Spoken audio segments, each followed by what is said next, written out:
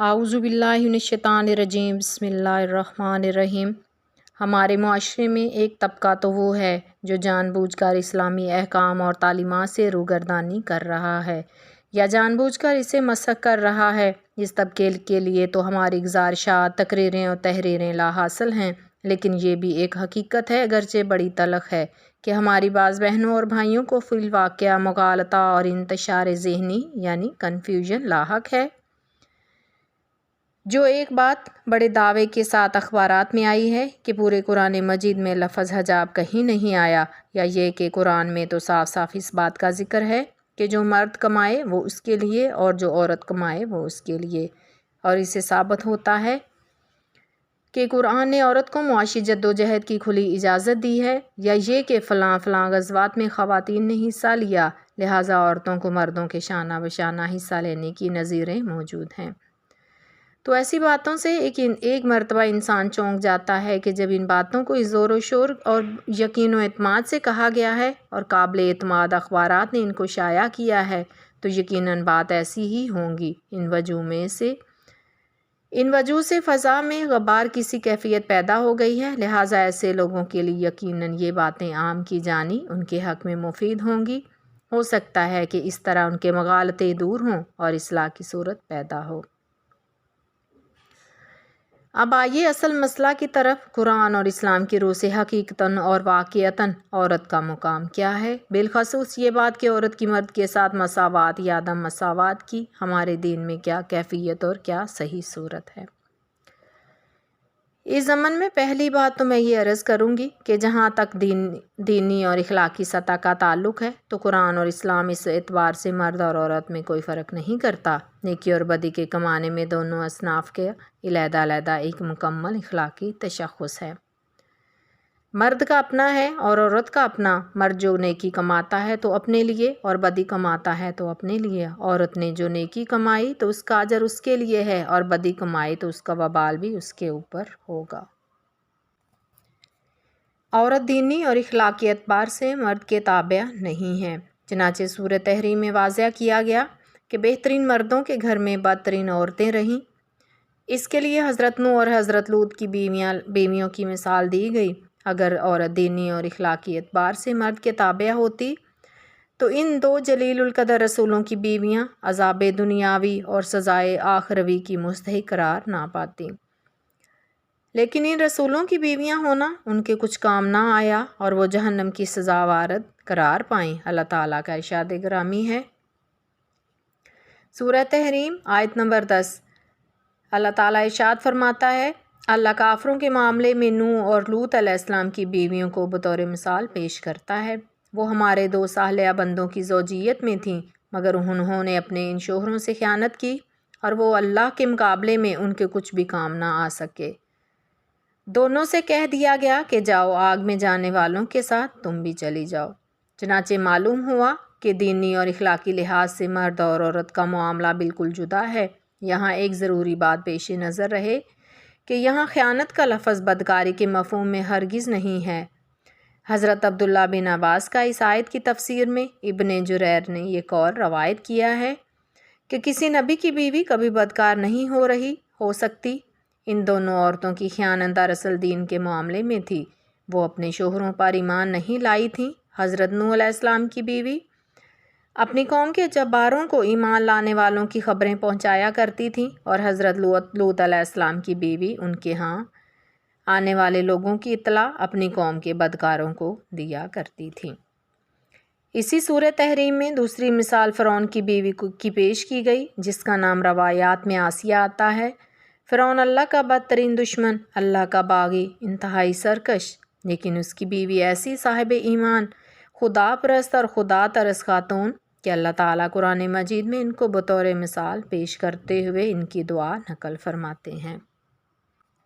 چنانچہ سورہ تحریم کی آیت نمبر 11 میں اللہ تعالیٰ نے ارشاد فرمایا، اور اللہ ایمان کے معاملے میں فرعون کی بیوی کی مثال پیش کرتا ہے، جبکہ اس نے دعا کی، اے میرے رب، میرے لیے اپنے ہاں جنت میں ایک گھر بنا دے اور مجھے فرعون اور اس کے عمل سے بچا لے اور ظالم قوم سے مجھے نجات دے۔ حضرت آسیہ کے لیے فرعون جیسے طاغی و سرکش کی بیوی ہونا بھی کسی نقصان کا موجب نہیں ہوا۔ ان دونوں مثالوں سے واضح طور پر معلوم ہوا کہ عورت دینی اور اخلاقی حیثیت سے مرد کے تابع نہیں ہے، بلکہ اس اعتبار سے اس کا ایک علیحدہ اور جداگانہ تشخص ہے۔ اسی بات کو نبی اکرم صلی اللہ علیہ وآلہ وسلم کی اس حدیث سے بھی سمجھ لیجئے کہ حضرت صلی اللہ علیہ وآلہ وسلم نے اپنی عزیز ترین بیٹی حضرت فاطمہ رضی اللہ تعالی عنہا اور آپ کی ذات اقدس سے بہت محبت کرنے والی پھوپھی حضرت صفیہ رضی اللہ تعالی عنہا کو خطاب کر کے فرمایا، اے فاطمہ، محمد صلی اللہ علیہ وآلہ وسلم کے لگتے جگر، اپنے آپ کو جہنم کی آگ سے بچانے کی فکر کرو، اس لیے کہ میں اللہ کے ہاں تمہارے کچھ بھی کام نہیں آ سکوں گا، اور اے صفیہ رسول اللہ صلی اللہ علیہ وآلہ وسلم کی پھوپھی، اپنے آپ کو آگ سے بچانے کی فکر کرو، کیونکہ میں اللہ کے ہاں تمہارے کچھ بھی کام نہیں آ سکوں گا۔ وہ مساوات جس کو اسلام تسلیم کرتا ہے، سورہ آل عمران کے آخری حصے میں فرمایا گیا۔ سورہ آل عمران آیت نمبر 195، میں تم میں سے کسی عمل کرنے والے کے کسی بھی عمل کو ضائع کرنے والا نہیں ہوں، خواہ وہ عمل کرنے والا مرد ہو خواہ عورت، تم سب ایک دوسرے ہی سے ہو۔ مرد و عورت تمدن کی گاڑی کے دو پہیے ہیں، ان کی جسمانی ساخت اور نفسانی کیفیات مختلف ہیں۔ یہ اختلافات تمدن کی ضرورت کے تحت رکھے گئے ہیں۔ انسان ہونے کے ناطے سے وہ ایک دوسرے کی جنس ہیں، لیکن دینی اور اخلاقی اعتبار سے دونوں کا جداگانہ اور مستقل تشخص ہے۔ وہ اپنی اپنی شخصیت کے ذمہ دار ہیں۔ یہی بات سورہ احزاب میں بڑے ہی پیارے انداز میں آئی۔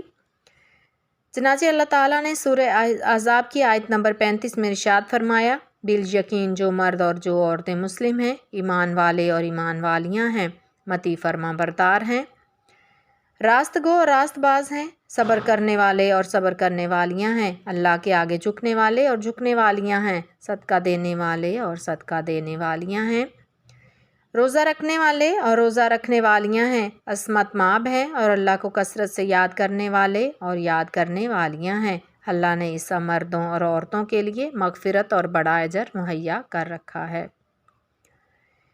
اب ذرا غور کیجئے کہ دینی و اخلاقی مساوات کو یہاں کس قدر حسین اور جامع اسلوب سے نمایاں کیا گیا ہے۔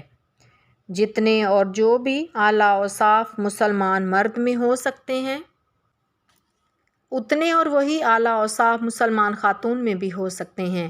اس لحاظ سے ان میں کوئی فرق و تفاوت نہیں ہے۔ دینی، اخلاقی اور روحانی طرفہ اور اعلیٰ مقامات و مدارج تک پہنچنے کے لیے جتنے بھی مواقع مردوں کے لیے ہو سکتے ہیں، اتنے ہی خواتین کے لیے بھی موجود ہیں۔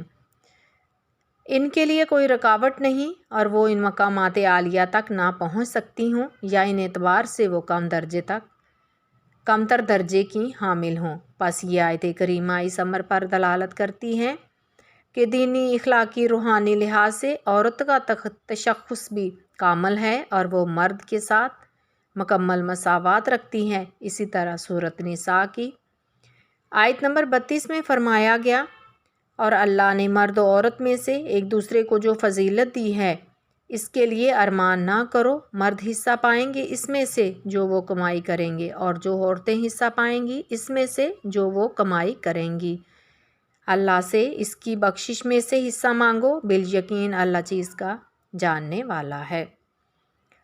یہاں بھی در حقیقت دینی، اخلاقی اور روحانی سطح کے موضوع کو زیر بحث لایا گیا ہے۔ اس آیت میں ایک طرف تو یہ بات واضح ہو گئی ہے کہ قدرت کی طرف سے مرد اور عورت کو جو فضیلت دی گئی ہے، ان میں فضیلت کا پہلو کسی ایک دوسرے کے ساتھ مخصوص نہیں، بلکہ اس لحاظ سے دونوں برابر کے حصہ دار ہیں، لیکن فضیلت میں فرق ہے۔ لہٰذا یہ تمنا نہ کرو کہ جو فضیلتیں فطرت کے مطابق دی گئی ہیں، ان میں مساوات اور یکسانیت ہو۔ ایک دوسرے پر اشک کرنے اور ان کی ریز کرنے کی بجائے ہر ایک اپنی نعمتوں کے حصے میں قانع اور شکر گزار رہے اور ان کا حق ادا کرنے کی کوشش کرے۔ دوسری طرف یہ حقیقت واضح کی گئی کہ نیکی کا برائی کرنے میں مرد اور عورت بالکل یا آزاد ہیں، ہر ایک کو اپنی اپنی کمائی میں سے حصہ ملے گا۔ مرد کی کمائی ہوئی نیکی یا بدی میں عورت حصہ دار نہیں ہوگی، اور اسی طرح عورت کی کمائی ہوئی نیکی یا بدی سے مرد کو کوئی حصہ نہیں ملے گا۔ گویا دینی، اخلاقی اور روحانی اعتبار سے مرد و عورت کا مکمل جداگانہ تشخص ہے، اور اس لحاظ سے دونوں میں کامل مساوات ہے۔ دونوں اس میدان میں اپنی اپنی محنت اور لگن سے نیکیاں کماتے ہیں، جس کے اجر میں کمائی کرنے والے ہی کا حصہ ہوگا، اور جو کوئی ہوائے نفس سے مغلوب ہو کر اور شیطان کے فریب میں آ کر بدی کمائے گا تو اس کا وبال اس کمائی کرنے والے کے سر پر ہوگا۔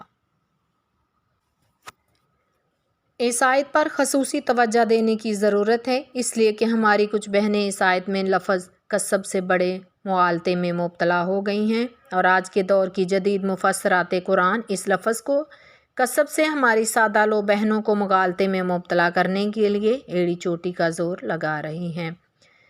یہ جدید مفسرات بڑے دھڑلے سے کہہ رہی ہیں کہ اس آیت میں کسب سے مراد یہ ہے کہ معاش کے لیے جس طرح مرد دوڑ بھاگ کر سکتا ہے، کاروبار یا ملازمت کر سکتا ہے، اسی طرح عورت کو بھی معاشی جدوجہد میں حصہ لینے کی پوری آزادی اور کھلی چھوٹ ہے۔